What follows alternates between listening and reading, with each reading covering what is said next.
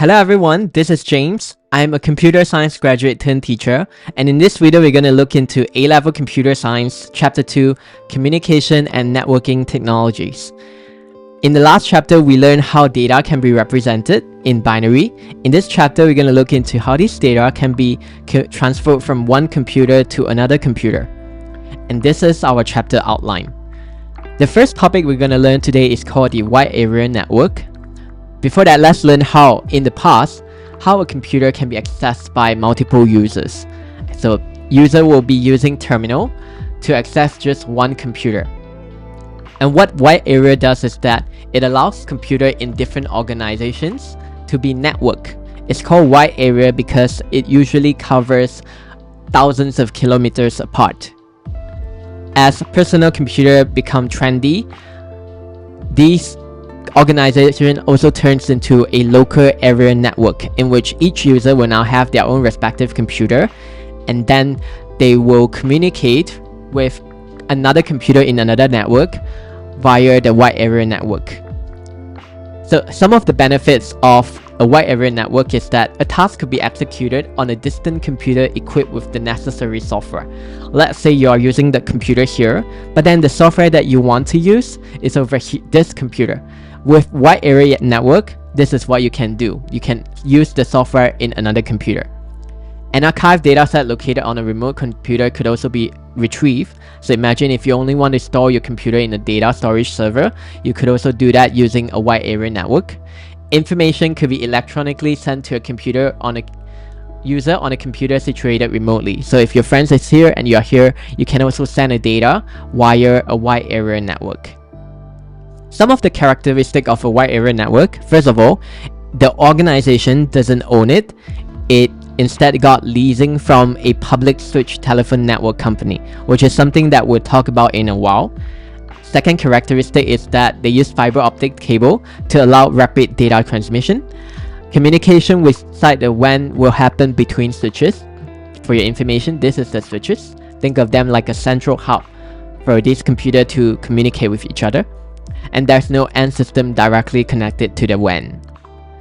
Alright, let's look into the local area network instead. So local area network happens when the advent of personal computers happen.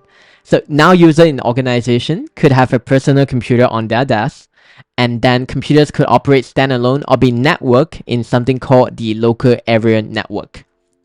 Some of the benefits of a LAN is that by installing application server software on an application server, in this image here, the cost of installing it on every individual PC can be minimized, meaning I don't have to install the software in every single computer. I only need to install it in this server. Second benefit, connecting to a file server to the LAN enables users to store large files and facilitate file sharing among users. Of course, now we have cloud storage, but back then, if the user here, 123, want to access the same file, they can use a network, local area network, and access this file server. The third benefit, organizational manager could utilize electronic mail for communication with staff, replacing the traditional practice of distributing paper memos, meaning you can now send emails to one another within an organization.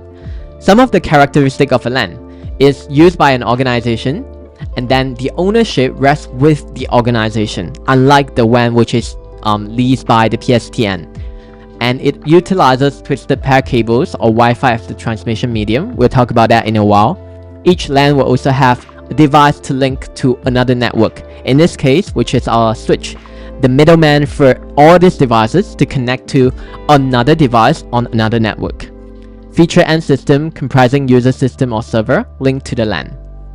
Look, I have compiled the feature of LAN and WAN, and these are the comparison. One is the ownership, and the other one is what are the transmission media used for communication, and whether they have an end system or not. And then it leads us further to the internet. So this is the local area network here, and when local area network are connected, it forms the wide area network. And imagine if every single wide area network in the world are connected, meaning everyone can communicate with each other. This is when what we call the internet stands for interconnected network. It's the same principle with LAN and WAN, but then the scale is now a lot bigger, which allow people around the world to communicate with one another. So let's look into some of the model of within a network, regardless of LAN, WAN, or an internet. So the first model we're going to look into is the client-server model. So client is someone that obtain a service, server is someone that serve. So the definition of this model is that it's an architecture where a client runs an application provided by a server on a network.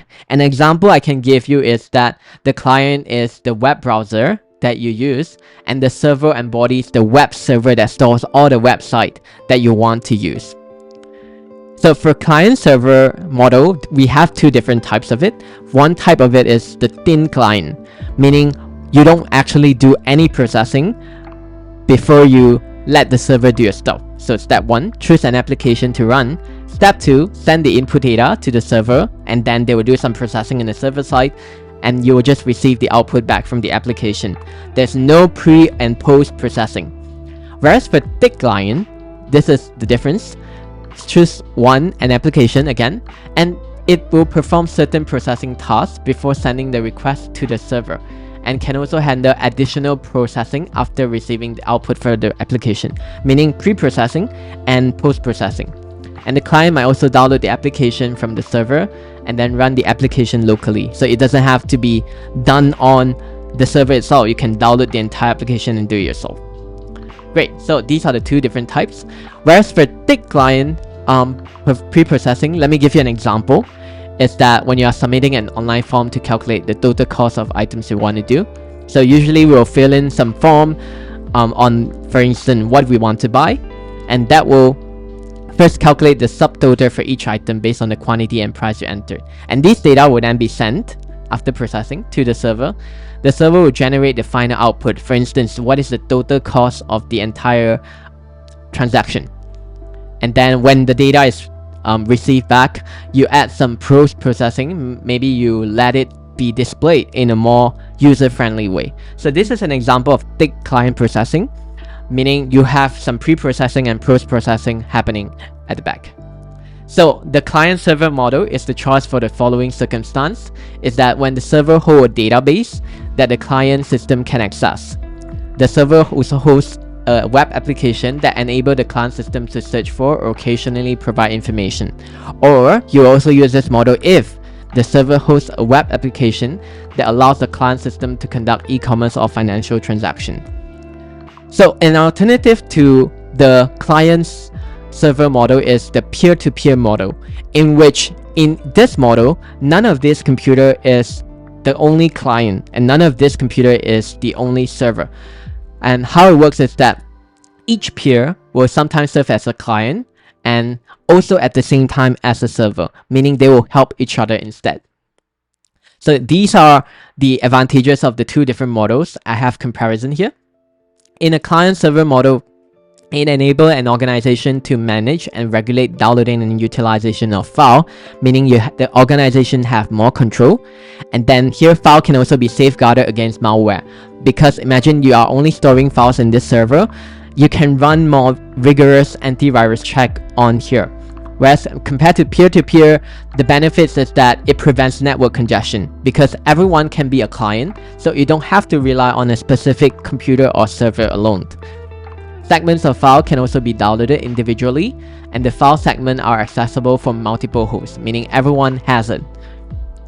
Great, so now we have learned the different models of a network.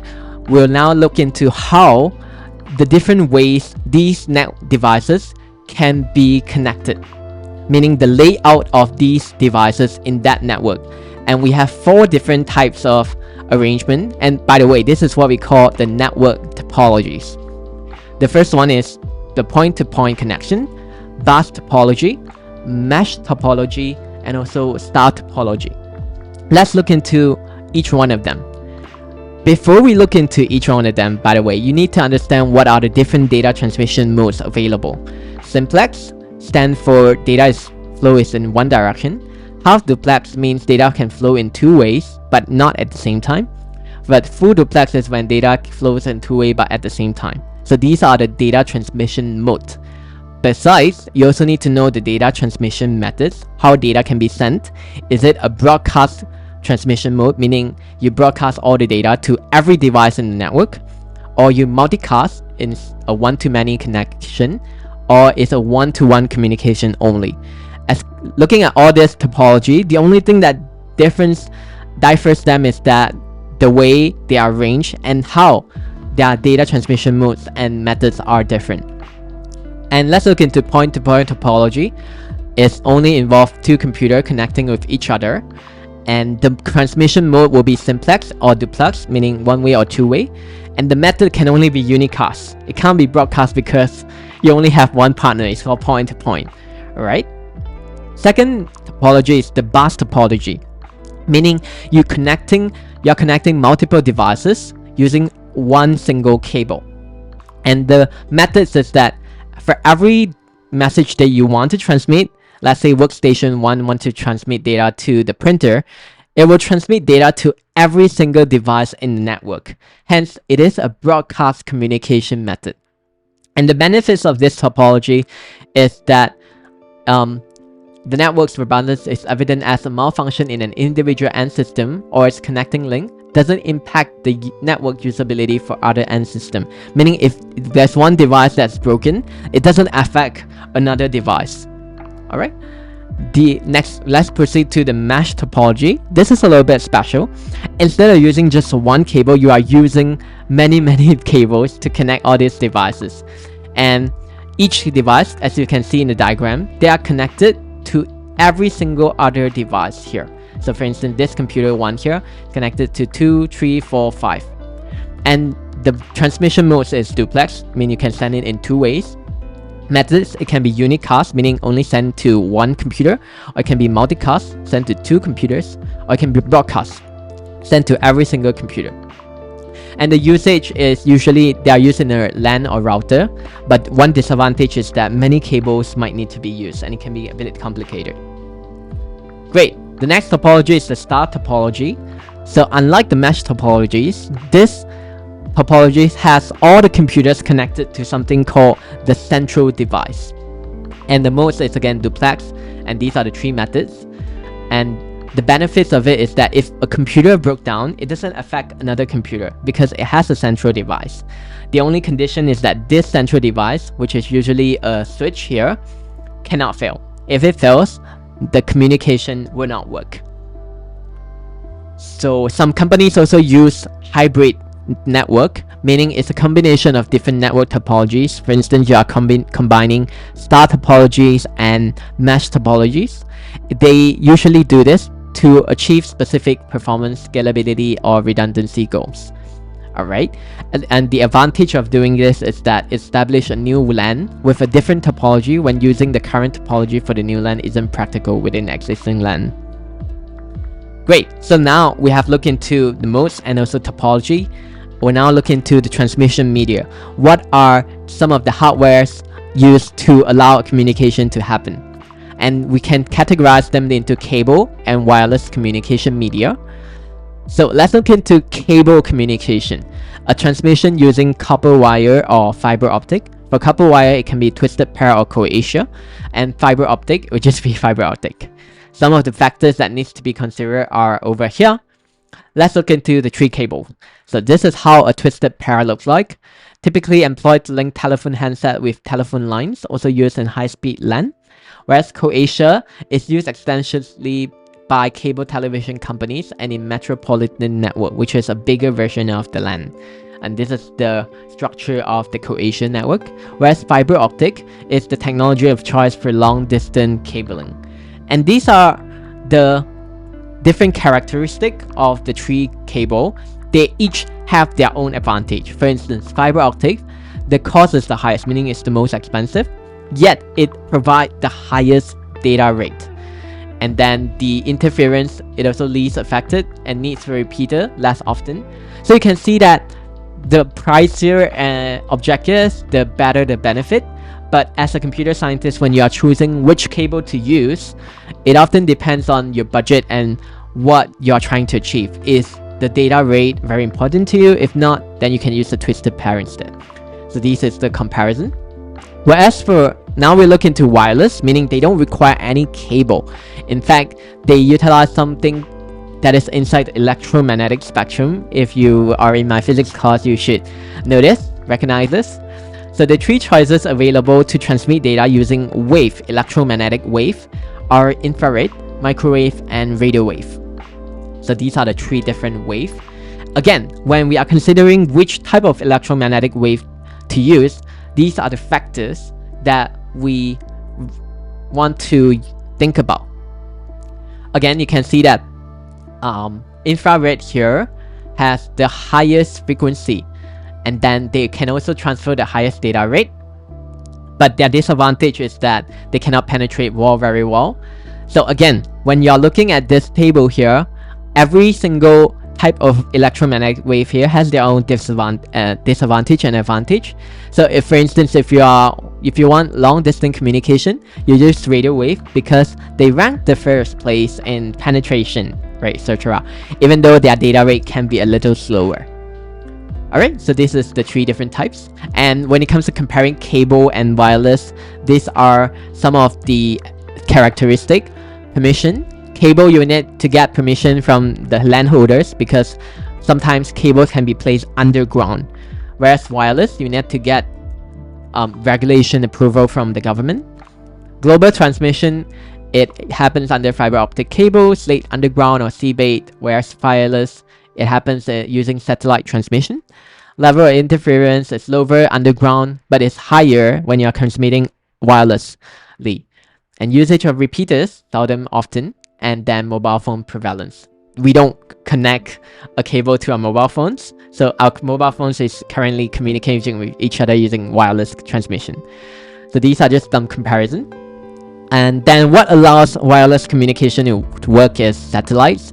They are the components of modern communication system. We don't see them often, but they are up there on Earth. And a satellite has the capability to function as conduit within the network, establishing direct connection with components situated on the ground. And we have a few different types of satellite. The low Earth orbit, they functioning in constellation to complement mobile phone network. And then because they are very located very high on top of the Earth, you will need many of them to complete worldwide coverage. So the medium Earth orbit is a little bit higher than the LEO. It provides the global positioning system, the GPS. So 10 MEO are needed for global coverage. So like this is their coverage area. If you put another here, if you put 10 of them, you can cover the whole Earth GPS system. Whereas the highest one is called the geostationary Earth orbit. They revolve at the Earth rotational velocity. And because they are located so high up, we only need 3 GEO to cover the whole Earth orbit. Great, so that's satellite. Let's look into some of the hardware. Now we have looked into the model, the client server model, and then topologies and wired and wireless transmission media. The fourth thing is the LAN hardware. What are the hardwares that we use in a local area network? The first one is what we call the Terminator. The function of it is to ensure data continuity by preventing signal from reflecting back down the bus. So to imagine that the workstation here wants to send data from here all the way to here. If the Terminator doesn't exist, then the signal that is sent here might get reflected back, and then it will affect whatever data that you're trying to send. That's why the Terminator will sort of stop the signal, just cancel it if there's any data that reaches here. The second component that you need in a LAN is a repeater. A repeater accepts an input signal and generate a new signal at full strength. So imagine that you are now sending a message from this workstation all the way to this workstation, and as signal travel, it will get weaker. This is when they go through this thing called a repeater. Think of a repeater like a recharge station, where the signal will just get stronger again, so it can last longer when it comes traveling before it arrives at its destination. So that's the function of a repeater, generate a new signal at full strength. This is how computers are connected. Sometimes we also need to connect local area network together, meaning we want to connect two local area network together. This is when the third component comes in, when we use something called a bridge, which connects segments of local area networks together. And as for a local area network, they also contain the IP, the MAC address, alright, of each device for each segment. So for instance, if a message comes in and it is directed to this computer here, the third computer in segment 2, then by checking the MAC address inside the bridge, the message knows which direction to go, whether to go here or go here, which is, in this case, we'll go over here. So that's what bridge does. It connects two segments of local area network together. Besides all these network components, you also need a network interface card in each computer for device to connect and communicate with a network. It has a unique address that is used to identify the end system which it has been installed. Another object hardware that you need is the switch, which is sometimes used as a central device, especially in a star topology. Great, let's look into the wireless LAN hardware. So wireless LAN, also known as WLAN, this is the name of it. The central device is usually a wireless access point. It's capable of establishing communication with an end system. Given that the end system is equipped with what we have just now, what we talked about just now, the network interface card, the wireless edition of it. So now the next subsection of this chapter is the Ethernet. Ethernet is not a physical thing, it's the protocol ports, cables, and computer chips that are needed. So think of them like a rules to establish a local area network. Another name for Ethernet is IEEE 802.3, and the data speed capability is 100 gigabits. So Ethernet was deployed in a local area network that could be structured as a bus or as a star with a hub acting as a central device. In both arrangements, data transmission utilized a broadcast, meaning a one-to-all approach. So what's so special about Ethernet is that they have a protocol to handle collision. So what a collision is that if, let's say, computer workstation, this workstation, and this workstation, they are sending a message at the same time. And in a bus topology like this, you know that only one cable is used. Meaning if both of them send message at the same time, there's a possibility that the signal might collide with each other, like that. And the solution to solve this is called the CSMA, Carrier Sense Multiple Access with Collision Detection. And how it works is that it detects voltage in the cable. So what happens is that when a workstation sending a message here, voltage will be generated. So the transmitter, before it sends a data, it will check whether the voltage on the transmission medium is normal. So if this indicates activity, meaning it detects a voltage, meaning someone is sending a data, it will wait a random time again before checking again. And if no activity is detected, all fine, you can send your data, they will start to send transmission. While they are sending, they'll continuously check for collision. If no collision is detected, continue transmission. But if a collision is detected, it will stop the transmission of the message and transmit a jamming signal to warn all the end station, meaning don't send any data for now. And this is the solution that an Ethernet LAN will use. So in a star topology, no collision is possible in this case because all the transmission will first go through the switch. So this is why the switch will need to have the capability to store an incoming message in a buffer until the cable become available for transmission to occur. Meaning like if I want to send two data sending at the same time, the switch will need to store one after the other to prevent it from overflowing, from colliding. In order to allow internet to work, now we have talked about Ethernet. Ethernet allows local area to work, but then to allow the internet to function, we need some infrastructure to allow these local area network like that to connect together. Every single network on Earth, what infrastructure needs to be in place, right? The first thing that is needed is called the Internet Service Provider. It's an entity that offers individual and organization access to the internet, which is what we are using now. ISP allows users to connect to and utilize the global networks of interconnected computer and resources. And the first level of ISP is called the Access ISP. It give internet access to an individual or company, just one company, one individual.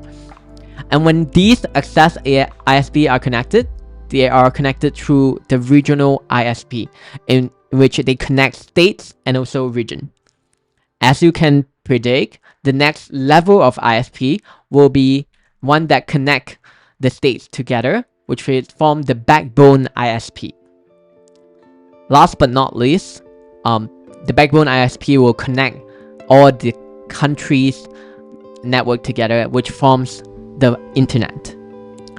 So another infrastructure that is needed besides the ISP is the usage of router. Look at this router here.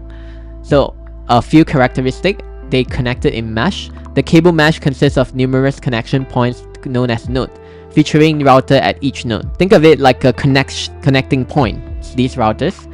And the routers are present not just in broader internet mesh, but also within ISP networks. So each router here, they are interconnected, responsible for determining the optimal transmission path, which is the route selection here. Meaning if I want to send a message from router 1 all the way to router 3 here, you see that there are a lot of paths for message to be transmitted.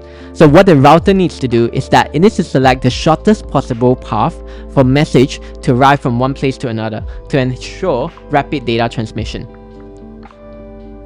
Next, another infrastructure that is needed is called a public switch telephone network, PSTN. We mentioned a little bit when we talk about WAN. Initially, it was only designed for voice communication, only for call. However, its underlying infrastructure has played a role in supporting early stages of internet connectivity in the past, particularly during the dial-up era. So the dial-up internet access. So what PSTN is developed is, the purpose of it is for telephone. But then as internet become developed, this system is slowly used for internet. Means if you can transmit voice from one telephone to another, you could also transmit data from one place to another, right? Of course, this is only serve as a foundation for internet to be laid.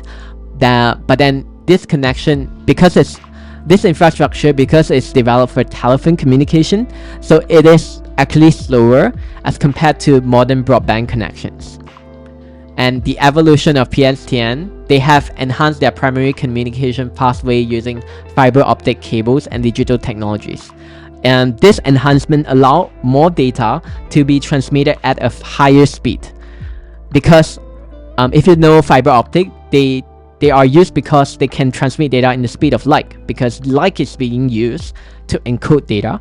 So this is why now PSTN has been enhanced to allow internet to work either in the form of broadband network connection or Wi-Fi hotspot technology. Cell phone network. If you are using your phone to watch my video, you know that your cell phone can also access internet. And these internet access, your mobile company could also serve as an ISP. Using suitable software, the mobile phone communicates with a regular cell tower, allowing access to the wireless phone network, meaning you are connecting to the internet using your phone. So let's talk about some of the applications that makes up the internet. First one is the World Wide Web. The World Wide Web is not the internet, it's just an application that you can use on the internet. They store a bunch of web pages that you are accessing now, like YouTube, Instagram, or even a particular website. So the World Wide Web uses the internet. Second one is cloud computing, which has become very trendy recently. It's a technology model that can provide on-demand access to a shared pool of computing resources, such as server, storage, application, and services. And as for cloud computing, there are two different types of cloud computing, namely the private cloud and also public cloud. So a private cloud is a dedicated and isolated cloud computing environment that serves only one organization, meaning the organization is responsible for making the entire computing server. There are three ways of doing it. They either create the cloud infrastructure themselves, they assume complete accountability. Second is that they can delegate the task to other people to administer an on-premise installation. The third one is that they can outsource the creation and management of an internet accessible system by a third party. So how the cloud computing works is that you can access a hardware in a remote server. So the second type of cloud computing is the public cloud. It is a shared computing environment provided by a third-party vendor, accessible over the internet to multiple users and organizations. So meaning you don't have to create the server yourself, and then you can just pay them to use it, like the provider. Enabled by using large mainframe computer or server farm. These service provided infrastructure provision.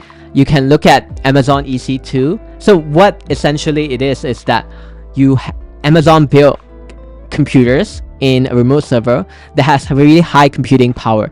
So as a user, you don't want to build the computer yourself at your home. What the internet allows is that you can use a computer located in another area provided by this company called Amazon. And then as you use their computing resources, like more storage, more computing power, you pay them to use it. Whereas for platform provision, you can also look up Azure App Services, and then software provision, which is something that I believe all of us are using, meaning Google Workspace or Microsoft 365. We're using the software on the cloud enabled by the internet. So these are the advantages of public cloud. For infrastructure provision, improved software performance and expanded storage capacity. You don't have to buy the storage like a huge HDD or SSD. You can just use it using your internet connection. Platform provision, it provides resources and environment for the purpose of software development and testing. Whereas software provision, the cloud will be able to run applications that require high performance system, meaning your computer doesn't have to be fast. You can just use a computer located on the cloud. Save money as the company does not have a software package. Users do not need technical expertise as well. The disadvantage is that since everyone is using the same app, there's a risk that your data might not be properly protected. So it's a data privacy issue.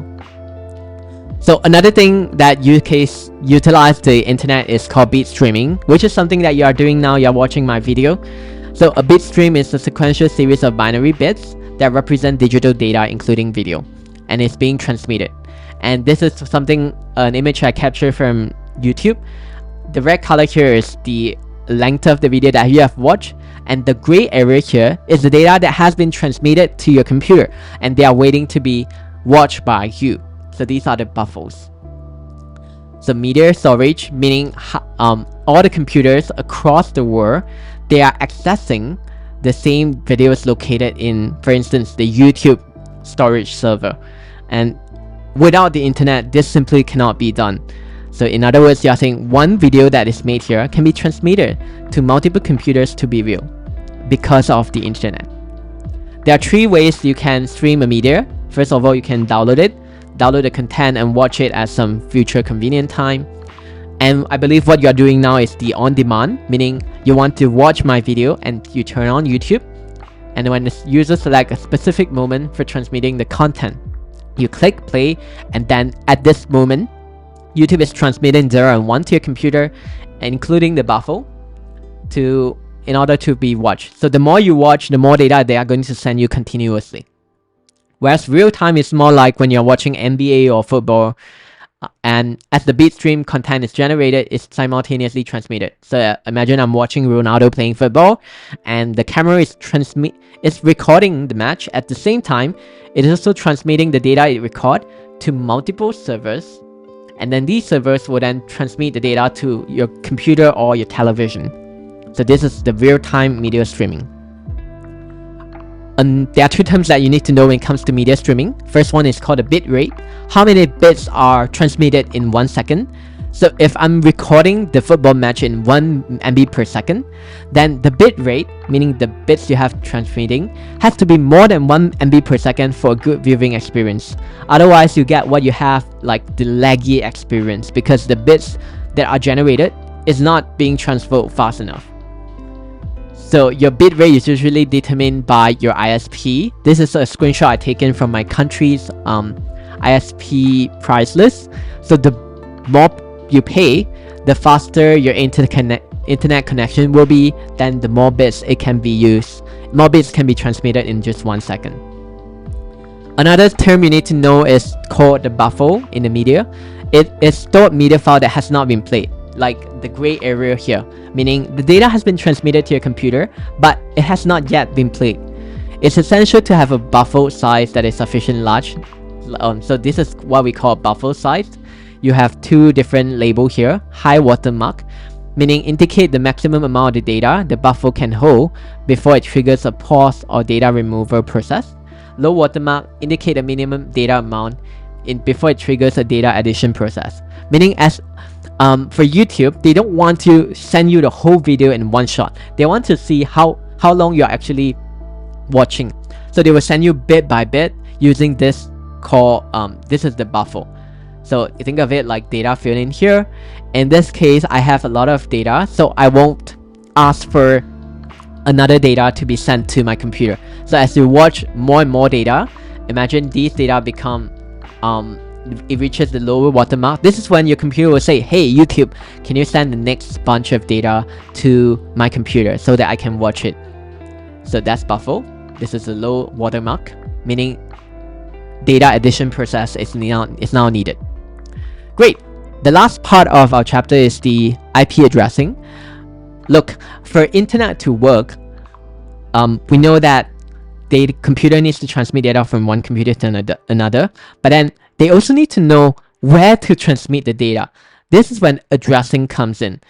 So imagine I have a data, I said send to this address. By using this information here, the computer will know that, hey, this message is meant for this computer. So addressing is used to define from where and to where data is being transmitted. So the format for an IP address, the first format is called the IPv4 address. It uses 32 bits. And then they allow 2 to the power of 32 addresses. This is how it will look like in binary, and this is how it will look like in denary. So the original scheme of IPv4 addressing is the class addressing, meaning a set of bits will be used to identify a network. And then another set of bits will be used to identify a host within the network. A set of bits determine the class. In this case, I have only 3 examples: class A, class B, class C. So the characteristic of it is that, look at the net ID. The greater the net ID, the more company can use this class of the IP address. But if you look into different classes, they also have different amount of bits used for host ID. So a company that is big, for instance like Apple or Google, they have many workstations, they might use a class A scheme for IP address because they need to accommodate to a lot of devices, whereas smaller company will use like class B and class C. So it will look like that. So allow the initial transmission to be routed, and the host ID will only need to be examined on arrival at the identified network. Meaning when a message is being transmitted, the router will only check this net ID to know where to send the data. But then, like what I said, the issue will emerge if we continue to use this system, because there was now a shortage of class B network ID, because as organizations grow larger, class C is now no longer enough. Look, only 8 bits are allocated to the host, which only allow 256 devices. But what if the company has more than 255 devices? They want to use class B. But then again, for class B, they can only accommodate to 16,000 organizations. So class B is not enough to be allocated, whereas class C organizations don't want to use them. So a solution to this is the classless inter-domain routing, meaning we no longer classify the IP address into classes. How to do it, right? The solution is to add an 8-bit suffix to the address that specifies the number of bits for the net ID. Look, this is the suffix.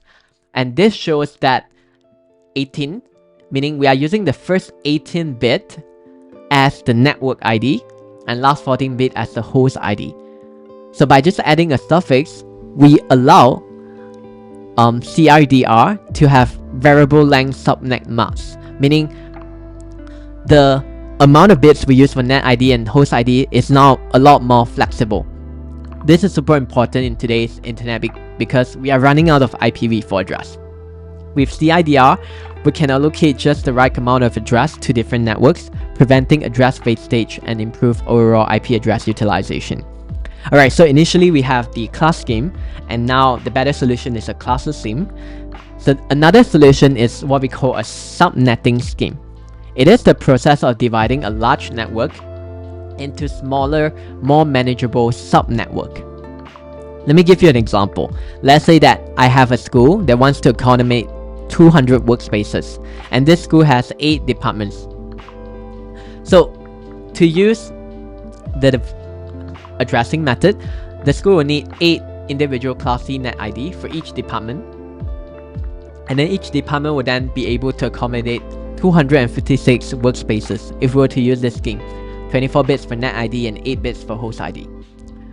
But what happened here is that this system is fine, it's just that there are a lot of wasted address. Look, a school only wants to accommodate 250 workspaces, but then now each department has this amount of addresses, and when you multiply together, you found that, hey, I'm wasting 1,800 addresses. And if this continues for every organization, the world will run out of IPv4 address very quickly. So what happened is that the subnet allowed all the departments to share a single net ID, meaning they only have one net ID, and then for host ID, they sub it so that the first 3-bit, since I have 8 departments, so it makes sense to use 3-bit, and each 3 bits here will represent one department. And I only use 5 bits for each of the devices in each department here. So if we look at this method here, the address that we use are a lot less. And look, for each department, they will only be allocated 32 addresses. And you multiply by 8 departments, you got 256. If you compare the two different methods here, without subnetting method, we waste 1,800 addresses because each department will have their own net ID. But then what subnetting does is that now all departments share the same net ID, and then we use the host ID, we segregate them into 2 different parts to identify the departments. And with this method, we only waste 56 addresses, meaning actually you can say that 56 addresses is more on, if you want to add more device later, you can do so. So by using subnetting, you actually waste less address. Alright, another way for internet to preserve more IP address is to use the network address translation. They allow multiple devices in a private network to access the internet using a single public IP address. So let me explain. Imagine that each net box here has their own public IP address, and then they are connected to a router, and then each device these are the devices from different networks. But what's so special about NAT is that it allows the computer to have the same private address. So the computer here, they are having the same address. Technically, initially it's not possible because that would mean that a message will be sent to 2 different computers. But then it does not, by using NAT, meaning I assign a public address to this router here, and then only within this router, only within this device, among these devices, that they'll share a private IP address that's not known to the others. Now we can have IP address that can be used by multiple devices at the same time. So this enhances the availability of IP address. But of course, these are the private address range. So from 10 is 172 and 192. So these are the range that you can use for private address range. So the netbox interface is equipped with software that analyzes every inbound and outbound communication, and a security assessment can occur prior to routing an incoming transmission to the appropriate internet address. Alright, so another way to differentiate different IP addresses is the static and dynamic IP address. When a user desires to access the internet, the responsible for managing that connection falls on an internet service provider. So we have 2 different types of IP address. Dynamic IP address is a network identifier that changes periodically as device connect and disconnect. Meaning when your device is connected to the internet now, it'll be assigned this dynamic address, and then when you disconnect and connect it again, you'll be using your device will be connected using another type of address. So this is the essence of dynamic, meaning no one device can have a fixed IP address, and this allows more IP address to be used because devices are not always connected to the internet. Whereas for static address, it is the fixed IP address that cannot be changed. They are usually used for consistently hosting and management purposes. Of course, the advancement of the internet has prompted computer scientists to develop the IPv6 addressing, meaning that they now use more bits to represent one address. And with more bits here, there are more possible addresses that we can use. So that's sort of like the future of the internet. Great. Last but not least, we have the domain name subchapter.